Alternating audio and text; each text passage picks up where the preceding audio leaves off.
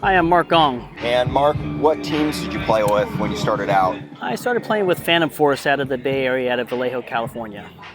And then later on, that was the B team for Constant Pursuit, and I later started playing with Constant Pursuit probably the early 90s. After I left Constant Pursuit, I started playing with Bo Peep. I played with Jimmy Anderson, great guy. Then I was picked up at the Pittsburgh Open by the Mau boys, and they asked me if I wanted to join Team Image. So I said, fine, I'll take a look at it. So I grabbed a couple guys, some well-known guys. You might know them now, Billy Ceranski, Opie, and Rob Anderson and Vu. We all flew out from California to Maryland to start a team called Team Image. And basically our first tournament, we didn't do too well in Chicago, but by the second tournament, we won the World Cup of Paintball. And that was in 1995. So after I played with Image, I left Image for Avalanche. I left there with Chris Cole to play for Avalanche. Played a couple tournaments with them, and then moved right on to Personal Vendetta out of Canada and ended my tournament series career with Personal Vendetta. And it was a great time with the Canadian guys. Cool, cool. And when you were playing with Personal Vendetta, what were some of the wins that you got? I don't know if we got any wins, to be honest. We might have, amateur-wise, we might have had a couple third places when I was there, but we didn't place. But you guys were one of the big competitive teams. We were one of the big competitive amateur teams at the time, so it was they were basically the best team out of Canada at the time. So when you started in about 80... Late 80s. Late 80s, 88, 89? Around there, around that time. Yeah, 89. You were playing on Phantom Force out of San Francisco, out of Vallejo, San Francisco. Correct. And what were some of the shops that you were going to at the time? There was Paintball Paradise in San Francisco. That was located in between 15th and 16th on Shotwell. It's now closed. I actually work close by to there now, so that place was a staple in San Francisco. And then there was a place called OT Paintball in San Francisco where they would sell paintball products right out of a store out of Chinatown. Yeah.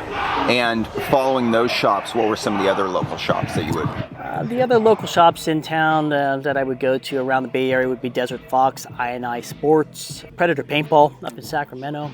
So all the major shops, I would always make my way to go visit all these shops because you wanted to see all these paintball stores. Yeah, and kind of see what innovative things each shop was doing. Absolutely. I mean, back then in the 80s to mid-90s, it was the mecca of paintball here. The best teams out of the world came out of the Bay Area. So it was a great time, golden age of paintball right here in the Bay Area.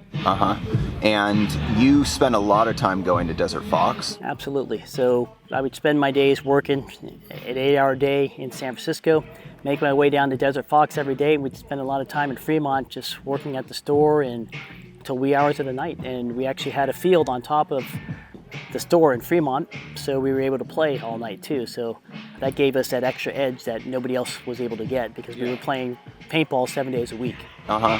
What were some of the names that were associated with Desert Fox at the time? Ray Pukis, Kurt Schneider, Vu Huang, Quincy, his brother. Danny Love actually came out of Desert Fox. So those are basically all the guys. I spent some time playing with the B team, Tour de Force too, while I was at Desert Fox. So as you were spending your time at Desert Fox, what were the guns that you guys were primarily focusing on? Autocockers. So we did a lot of autococker work. And as you were working on autocockers, did you find that the work that you were doing really was kind of outperforming the competition around the Bay Area? Or how did you feel Desert Fox stacked up against like Pacific Paintball, Fox Hunters, even like some of the things that Palmer's might have done? So I think at the time, Desert Fox was very innovative in what they were doing. I think they were probably the leaders of the pack at the time. A lot of the recreational players or the tournament players would ask, how do we get our autocockers to sound like sewing machines? And it was basically, we actually worked the gun out so that it would sound like a sewing machine. Everything was such a soft trigger. I mean, that was unheard of at the time. So it was a good time for paintball, especially autocockers back then. Did Desert Fox have a team at the time? We had several teams, and we went under several different names. We primarily, I think we even went under TBD one time, to be determined. It was a funny story because I think Kurt Schneider thought of that, and we would go through tournaments and teams would think, well, we don't have a team to play because it's TBD. So it's just those little things like that. We would go to Store Wars. We'd do everything as a company together. Desert Fox was a fun place to be at. You mentioned that Vu also had a connection with War Games. Correct. He would go down and... It would go down, and basically Bud Orr would have a little section just for a Vu box, and it would be all the parts that really didn't work out for Bud. But Vu would take it, and he would take those parts, and he would basically fix these parts and make them work for himself, and that was the Vu box. What were, I don't know if you want to say, but what were some of Vu's, not necessarily patented, but like signature autococker modifications that he would do? Like if you took your autococker in and said, I want all your top things done to this, what were a checklist of the most trick things that he would do? Well, a lot of the work was trigger work, because at the time the autocockers were very hard to shoot. So a lot of guys were coming in to do trigger work for that Desert Fox. So Vu was known for his trigger work, you know, and he made these autocockers work great, whereas they didn't work that well right out of the box. So it was a good time for Vu. And so what were some of the things that he actually did? He would take the trigger plates and he would take the trigger plates. He would make sure that there's no play in the trigger plates anymore. He would hammer down on some of the timing mechanisms to make it more flatter. That way it releases some more of the play out of the trigger. Did a lot of things. You know, I can't expose all his secrets, but you know, he did some innovative things that made his guns work really well. Yeah, cool. When you and Billy and Opie and Rob started going out to play with the Maliszewski, you wanted to kind of check out how they made their Automags perform as well as they did. Absolutely. Because you guys were from California and you were used to playing with autocockers, tricking out autocockers, shooting autocockers, but you hadn't seen Automags that perform as well as theirs. Absolutely. So every time we go to a tournament, we always wonder, how did these Automags outperform some of these autocockers, and how do they reach us? That was the primarily the focus of it. I wanted to see how it was reaching us, because we never heard of an Automag that shot as far as an All-American Automag. So, you know, we sat there, we met up with the Mal brothers, and they were able to say, hey, we'll make you an Automag if you give us some secrets about the autocockers. And that was the start of the All-American Automags here on the West Coast. Billy Ceranski got one, and I got this from the Mals from Maryland Paintball, and it's an Automag that I'll never get rid of. It shoots so smooth. And so you have the Magic Box, you have a double finger trigger. It's really, really amazing how even your Magic Box is match anodized. And you had the anodizing done by? It was PK Select. So I, after it was built by Maryland Paintball, I took it to PK Select. I took everything apart and sent it there, and they actually anodized the rest of the gun. And I haven't seen a trigger like that before. So this is the trigger that Richie Maliszewski made. It was called the Soft Touch trigger at the time, I believe. And basically this thing, no matter how you shoot it, it's just the shortest pull, and it's real soft when you shoot it. Yeah, and then you have your All-American barrel, I guess it's an Eclipse sight rail that probably Smart Parts was selling. Correct. At the time, you have the match anodized stock and ASA and gadget grip. Although is it a gadget grip? I guess it is. I think so, yeah. Yeah, it just doesn't have the barrel plug. It wasn't late enough to be the barrel plug model. Yeah. And so you traded an autococker essentially for this Automag. Absolutely. And what years did you play with this Automag?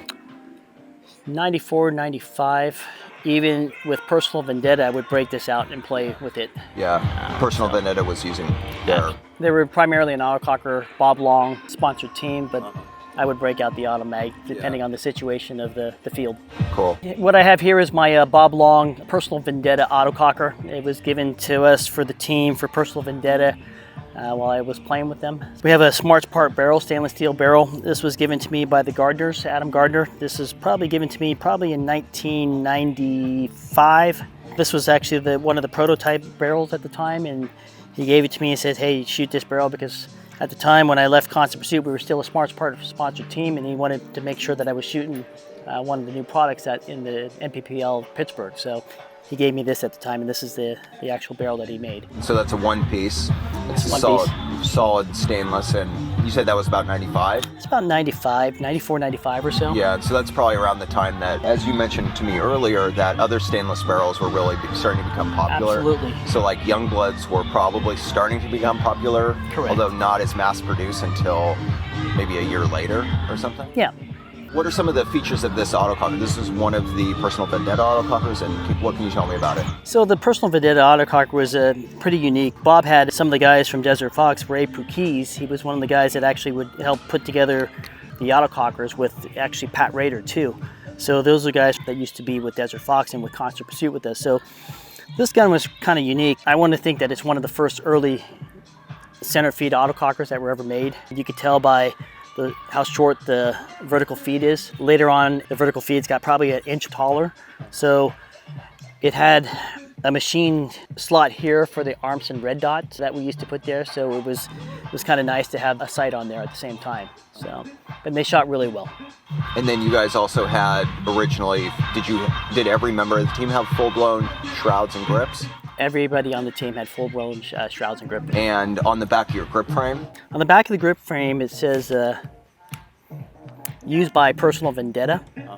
These are guns that Bob personalized for Personal Vendetta. So, and you're, I think, really the only team besides the Ironmen that actually have, that I've seen that have like a engraved frame for the team. Probably. Yeah. Probably. You never saw anybody? I never saw anybody else. And then the date for these autocockers? I believe this is probably 95, 96. And you were playing with Personal Vendetta when they got these? Correct. So you were the original owner of this? Correct.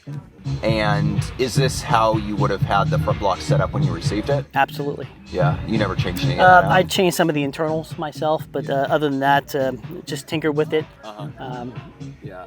I didn't want to take away too much from what MR Paintball was going to do because that was the store out of Calgary that Mike Carey had. Yeah. So I just basically worked a lot of the internals myself. Cool. And what can you tell me about MR Paintball and their relation to Personal Vendetta? Mike Carey, great guy. You know, he was probably brought paintball to the forefront in Canada. He was the first probably team out of Canada to travel to the United States and make a name for themselves, and they actually did pretty well. So they were able to go to every single NPPL event that they could, and they actually did quite well. Mike Carey actually went on to play for the Ironmen after that. Along with Rowdy? Along with Rowdy. I think Rowdy was out of Victoria or Nova Scotia. I can't remember. Did you originally run Air America Unireg on there? Absolutely. Yeah. And did you guys have a sponsorship by Air America at the time? I had a sponsorship with Air America from Constant Pursuit, so I always continued to use their products, and Dan Colby was very generous at the time and always made sure that I had the best products in my hand at the time. So everybody on Personal Vendetta had Uniregs. I can't remember if we were sponsored by Air America at the time, but I want to say yes, but I'm not too sure. Yeah, you were using HPA at that time. Yes. Do you remember if you had a Raptor or a Fred Schultz Signature Series or an Apocalypse? I had a Fred Schultz Signature Series tank, so. Yeah, like basically a Unireg style. Absolutely. Tank reg. It was huge. Yeah. Those were 3K tanks? Yeah, 3K tanks. And what was actually the first team where you used HPA? Actually, I think it was with C.Mid. C.Mid is the first one. And when you first switched to it, what was your first impression? It didn't shoot liquid ice anymore. It was kind of nice. I mean, with CO2, it would crystallize so quickly depending on the temperature, where constant air was just consistent. Yeah. So it was kind of nice to make that switch at the time. Cool. Anything else? No, that's about it. Okay, cool.